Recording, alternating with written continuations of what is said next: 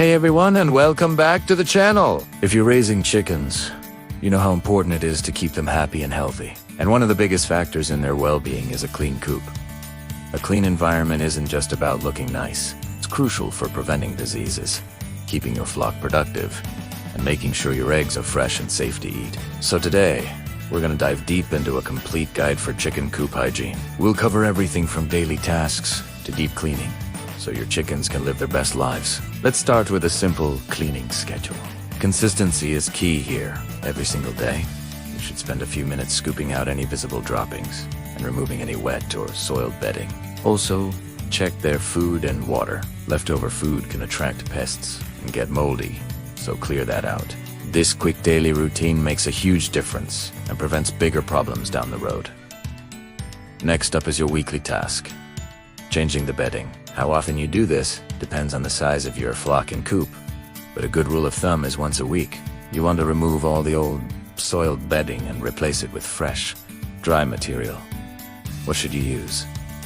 Great question. The best bedding is super absorbent. Wood shavings, particularly pine, are a fantastic choice because they absorb moisture and help control odors. Straw is another popular option. It's great for insulation, but just be aware that it can mat down when wet and doesn't absorb as well as shavings. While we're on the topic of keeping things fresh, let's talk about ventilation. This is a non-negotiable for a healthy coop. Chicken droppings release ammonia, and without proper airflow, that gas can build up and cause serious respiratory problems for your flock. Make sure you have vents near the top of the coop to let that warm, moist, ammonia-filled air escape. Good ventilation keeps the air fresh and the bedding dry, which is a win-win for everyone.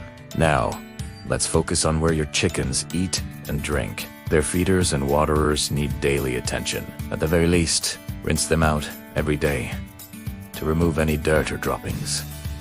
Then, once a week, give them a thorough scrub with some soap and hot water. Make sure to rinse them completely before refilling.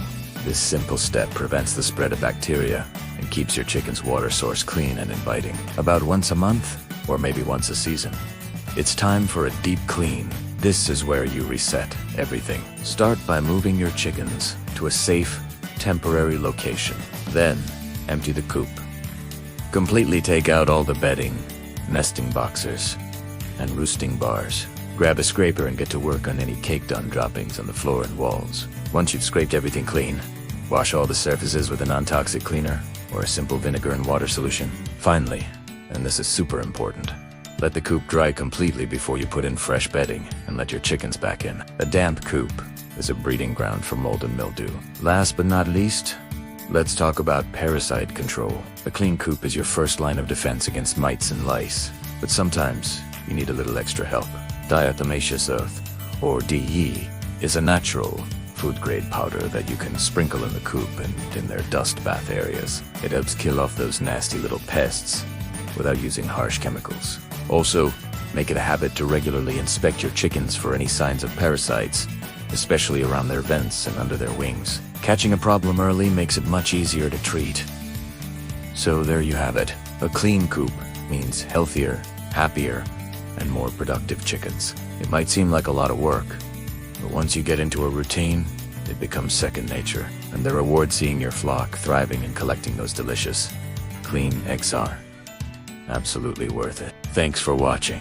If you found this guide helpful, give us a thumbs up and subscribe for more chicken keeping tips. See you next time.